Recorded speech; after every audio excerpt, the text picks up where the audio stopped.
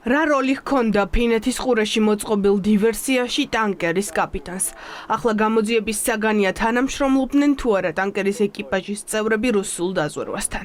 უკვე რამდენიმე დღეა დაკავებულია ტანკერი იგელეს.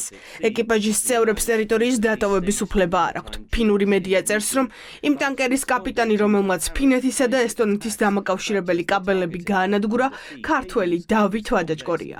საქმე შესაძლოა ნატოს სახელმწიფოების წინააღმდეგ დივერსიასთან ჰქონდეს. რუსეთი აქტიურად იყენებს სამოქალაქო ეკონომიკურ ბერკეტებს თავის სამხედრო და სადაზვერვო მიზნების მისაღწევად. ამ კონკრეტულ შემთხვევაში ეს ტანკერიც ცნობილია როგორც რუსული, ასე ვთქვათ, აი კონტრაბანდული ნავთობის გადამზიდავი. როგორც ჩანს, უფრო მძიმე და მწვავე ღონისძიებებშიც გამოიყენებოდა. ღუზა შეგნებულად ჩაუშვეს იმის გამო, რომ იმ მიზნით, რომ გადაჭრილიყო, დაზიანებულიყო კაბელები და ბუნებრივია ეკიპაჟის გარეშე ეს ვერ მოხდებოდა. ის რომ აქ ქართული ეკიპაჟი მონაწილეობდა სამწუხარო რეალობაა. რა თქმა უნდა, ამ ხალხთან მუშაობდა რუსული დაზვერვა, იმიტომ რომ ეს ასე ვთქვათ, აი მტკიცედ დაკავშირებული პიროვნებების გარეშე არ მოხერხდებოდა ამ ამოცანის დაკისრება მათთვის. ფინეთის გამოძიებაში უკვე ჩაერთო შვედეთიც. გამოძიების თანახმად ტანკერმა, რომელიც რუსული ჩრდილოვანი ფლოტის ნაწილია და სანქციების გვერდისავლით ნავთობი გადაჰქონდა, რამდენიმე კაბელი დააზიანა. შობის ღამეს ტანკერიდან მიზან მიმართულად დაუშვეს ღუზა და ის 10 კილომეტრის მანძილზე ათრიეს, რომ ესტონეთისა და ფინეთის დამაკავშირებელი ელექტროკაბელი გაენადგურებინათ. ქართველ კაპიტანთან ერთად ეკიპაჟის წევრებს შორის არიან საქართველოს სხვა მოქალაქეებიც. რუსეთი რომ ასეთი რამეს გამკეთებელი არის, ამაში ეჭვი არავის არ გვეპარება. ჩათვალეთ, რომ არის დაახლოებით იგივე ტიპის დანაშაული, იგივე კი არა და ეგ არის, რასაც ქვია ჯაშუშობა და უცხო ქვეყნის წინააღმდეგ მიმართული სამხედრო აგრესიაც კი, იმიტომ რომ ბევრ ქვეყანაში ჯაშუშური საქმიანობა პირდაპირ არის გათანაბრებული სამხედრო აგრესიას. და პირველი საზღვაო ტრანსპორტის ეროვნულ სააგენტომ უნდა გითხრას რა ხდება, რასთან გვაქვს საქმე, რა ხომალდია, როგორი ეკიპაჟია, საიდან მოხვდა ეს ეკიპაჟი, იქ რა კომპანიის გავდით და ასე შემდეგ და ასე შემდეგ. მეორე ვისგანაც ველოდებით მნიშვნელოვან განცხადებას ეს არის ფინეთი, რომელმაც უნდა თქვას, თulis თუ არა იგი თანამონაწილე საქართველოს როგორც სახელმწიფოს და მის მოქალაქეებს იმ აქტში, რომელიც განხორციელდა. ტანკერი იგელესზე გამოძიებისას აღმოჩენილია ძვირადღირებული სადაზვერვო აღჭურვილობა.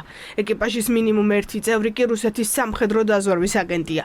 ეს ფინეთის ხელში დამატებითი მტკიცებულებებია, რომ რუსეთი ტანკერს დივერსიისთვის გამოიყენებდა. უსაფრთხოების ექსპერტები ამბობენ, რომ დანაშაულს ტანკერის კაპიტნის გარეშე ეკიპაჟი ვერ ჩაიდენდა. ამიტომ ქართველ მეზღვაურთან ახლა ყველაზე მეტი კითხვა არსებობს. კაპიტანი როგორც პასუხისმგებელი პირი ნებისმიერ აქტზე, რომელსაც ხომალდი ჩაიდენს, ანუ ეს იქნება რაღაცა ეკოლოგიური დაბინძურება თუ ეს იქნება დივერსიული აქტი, ეს უკვე სერიოზული პრობლემა არის ჩვენი ქვეყნისთვის, ჩვენი ქვეყნის რეპუტაციისთვის და იმიჯისთვის. რამდენიმე 1000 მეზღვაური შეიძლება დადგეს სამსახურის დაკარგვის ფაქტი, ანუ რისკის ქვეშ, თუ კი დადასტურდა, რომ ქართული ეკიპაჟები მონაწილეობენ რუსეთის მიერ განხორციელებულ არალეგალურ ოპერაციებში. ეს სამხედრო თუ სადაზვერვო ოპერაცია ამას არსებითი მნიშვნელობა არ აქვს, იმიტომ რომ სამოქალაქო ხომალდის, ნებისმიერი სამოქალაქო ხომალდის ჩართულობა ასეთ ტიპის ოპერაციაში რეალურად არის სერიოზული პრობლემა იმ ქვეყნისთვის, რომლის ეკიპაჟიც ამ ხომალდზე იმყოფებოდა. საქართველოს ეგრეთ წოდებული ხელისუფლებაც ეჭვმეტანილი არის რუსეთთან სხვადასხვა საკითხებში თანამშრომლობაში. ამიტომ რა თქმა უნდა, ეს ამბავიც გასარკვევია იყო თუ არა და თუ იყო რა დონით იყო მათი ჩართულობა ამ ამბავში.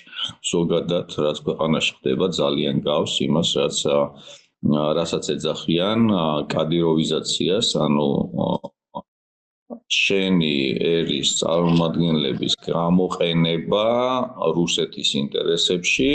სისხლის სამართლის საქმე უკვე აღწრულია. სასამართლომ ტანკერი, რომელიც კუკის კუნძულების დროშით დაცურავდა, დააყადაღა. იგელესის ეკიპაჟს ახლა ის ადვოკატი იცავს, ვინც აქამდე რუსეთის გადამზიდავ კომპანიას წარმოადგენდა. გადამზიდავი კომპანია და ეკიპაჟი უდანაშაულოა. მე არ მიმიღია გადაწყვეტილება იმის შესახებ, რომ გემი ფინეთის ტერიტორიულ წყლებში შეეყვანათ. ჩემს ლექსიკაში ეს არის გატაცება. კაბელის გაწყვეტა არის სრულიად ნორმალური საზღვაო იურიდიული მოვლენა, რომელიც ოდნავ გადაჭარბებულია. აქ არ არის სახელმწიფო საიდუმლოება.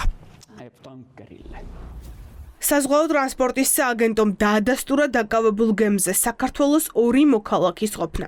კაპიტანი და მექანიკოსი გამოძიების დასრულებამდე გემზე რჩებიან. სააგენტოს ინფორმაციით საელჩოს წარმომადგენელი მათ ესაუბრა. უწყება ახლა გამოძიების შედეგებს ელოდება ნაბიჯების გადასათქმელად.